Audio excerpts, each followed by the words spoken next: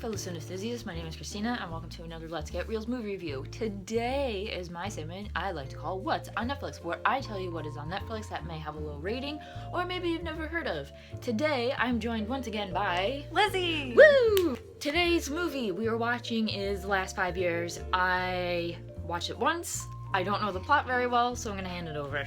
So, The Last 5 Years is based off of a musical, and in the musical you're following the two main characters, which are Jamie and Kathy, and they are this couple, and you're kind of watching from one side. It starts at the beginning of their relationship, and you're watching it kind of progress, but in between all that, you're watching as their relationship kind of falls apart. Mm-hmm. So you're seeing kind of how the 5 years of their relationship change everything. Mm-hmm. It has some amazing actors playing. Jamie is Jeremy Jordan, and then you have Anna Kendrick playing Kathy, which I love Anna Kendrick because she has an amazing voice, and obviously she's beautiful. Yeah. Anna Kendrick has been on Broadway when she was 13, so you know that she's good. And if you've seen, obviously, Pitch Perfect, Into the Woods. Into the Woods, all of those movies, you can see just how great her voice is. So, if you can't tell, I love movies that she's in, that she sings. Yeah, and I had gone to write this up for my blog, and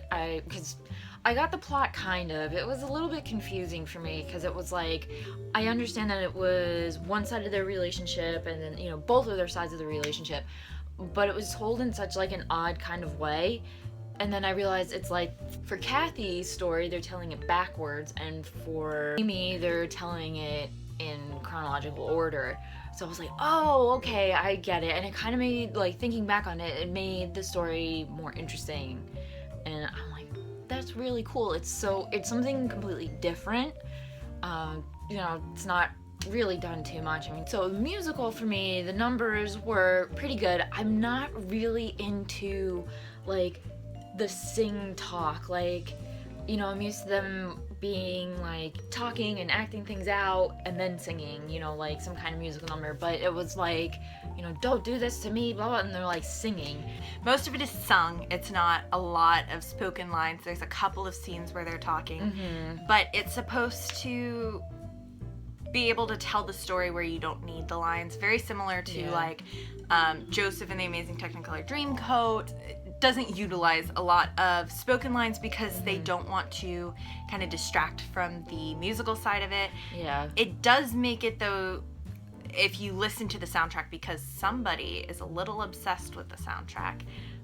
If you listen to the soundtrack, you don't really need the lyrics to understand still kind of what's going on. And I think that's kind of what they wanted to do, was to be able to portray the story without needing it so much. She's probably gonna disagree, but I personally love that. Yeah, I don't know. I could never get into that. I'm just so used to like classic musicals, like Singing in the Rain, Wizard of Oz. Like, I am much more into like dialogue because I like that interaction. So I wasn't crazy about them singing through all the lines. And they have great voices. You know, it worked out very, very well. I'm familiar with Jeremy Jordan from Smash. He was on the second season of Smash, so he's great. I liked him before I even started watching this movie. Anna Kendrick, I think we can just make a whole video on how we can, you know, fangirl over her. I definitely have a girl crush on her. As Grace Helbig once put it, somebody said thoughts on Anna Kendrick, and she goes, all the time.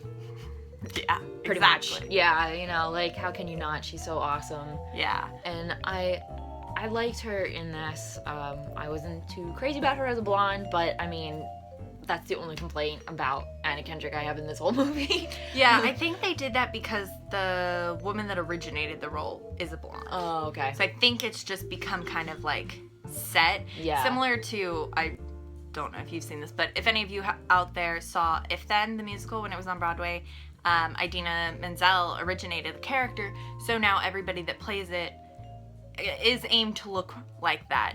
The dark, longish locks and the same sort. I mean, they have her understudy from Wicked and Rent and such playing the character on the tour right now, and it's kind of a little bit of that, and I think that's what they were going for with Anna Kendrick. I mean, I personally don't like her as a blonde either. I think she looks way better as a brunette, but like, girl can pull off anything if she really wants to. She's so good. Anna Kendrick is just awesome. I liked how it was like told throughout New York and like in their apartment and everything. I also liked that the guy was supposed to be from New Jersey. Always a bonus for me. So that was pretty cool. I don't really have that many issues with the last 5 years. I just really, like I keep saying, I don't really like how everything was sing talk, and you know, that just isn't my thing. But for the most part, it was really good. I liked it.